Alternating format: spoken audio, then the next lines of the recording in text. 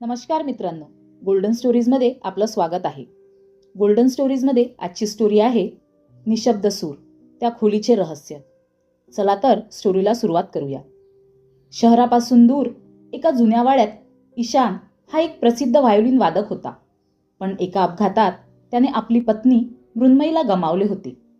त्या धक्क्यातून सावरण्यासाठी आणि शांततेत संगीत साधण्यासाठी त्याने कोकणातला एक 100 वर्ष जुना वाडा भाड्याने घेतला होता. वाडा अतिशय सुंदर होता, पण तिथे गेल्यापासून ईशानला काही विचित्र अनुभव येऊ लागले होते. दररोज रात्री बरोबर 12 वाजता वाड्याच्या वरच्या मजल्यावरील एका बंद खोलीतून पैंजणांचा आवाज आणि रडण्याचा क्षीण स्वर ऐकू यायचा. ईशानने वाड्याच्या केअरटेकरला सखाराम काकांना त्या खोलीबद्दल विचारलं. सखाराम काका घाबरून म्हणाले, साहेब, त्या खोलीकडे जाऊ नका. तो दरवाजा गेल्या 40 वर्षापासून उघडलेला नाही. तिथे एका मुलीचा आत्मा आहे असं म्हणतात. ईशानचा आत्म्यावर विश्वास नव्हता, पण त्याला त्या रडण्यामागची वेदना अस्वस्थ करत होती. एके रात्री त्याने धाडस करून त्या खोलीचं कुलूप तोडलं. खोलीत धुळीचा थर साचला होता, पण एका कोपऱ्यात एक जुनी ट्रंक होती. त्यात त्याला काही पत्र आणि एक अर्धवट जळालेली डायरी सापडली. ती डायरी आर्या नावाच्या मुलीची होती. ईशानने ती डायरी वाचायला सुरुवात केली आणि एक दुःखद सत्य त्याच्या समोर आलं. 40 वर्षापूर्वी आर्या याच वाड्यात राहत होती. तिचं एका साध्या शिक्षकावर प्रेम होतं, पण तिच्या वडिलांनी, जो त्या काळचा मोठा जमीनदार होता, त्या प्रेमाला विरोध केला होता.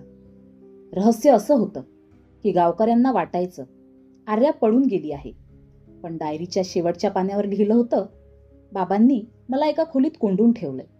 त्यांना वाटतं मी माझं प्रेम विसरेन, पण त्यांना हे माहीत नाही की माझं प्रेमच माझा श्वास आहे.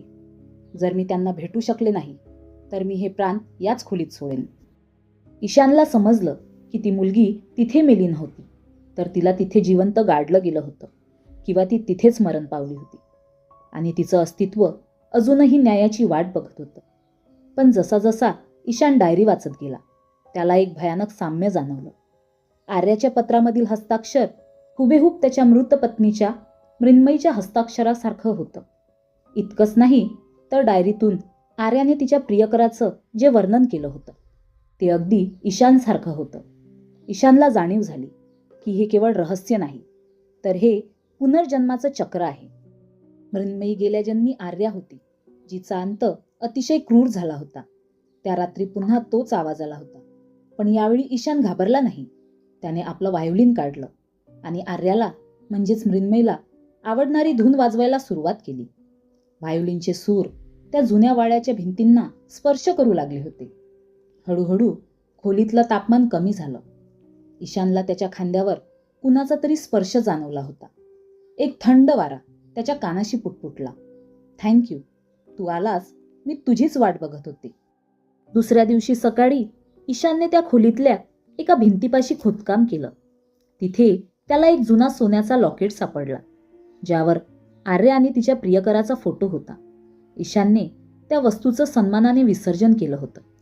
त्या रात्रीनंतर वाड्यातून रडण्याचे आवाज कायमचे बंद झाले होते. ईशानला आता एकटं वाटत नव्हतं. त्याला समजलं होतं की मृत्यू शरीराचा होतो, प्रेमाचा नाही. मृण्मयी दुसऱ्या रूपात का असेना, पण तिने या जन्मातही त्याला शोधून काढलं होतं आणि स्वतःच्या अपूर्ण राहिलेल्या दुःखातून मुक्ती मिळवली होती. म्हणून काही रहस्य ही घाबरवण्यासाठी नसून ती मदतीसाठी ओरडत असतात. प्रेम हे काळाच्या आणि मृत्यूच्या पलीकडे जाणारं एकमेव सत्य आहे. तर मित्रांनो, तुम्हाला ही स्टोरी कशी वाटली कमेंट करून सांगा. अशाच नवनवीन स्टोरीसाठी व्हिडिओला लाईक करा आणि चॅनलला नक्की सबस्क्राईब करा. धन्यवाद.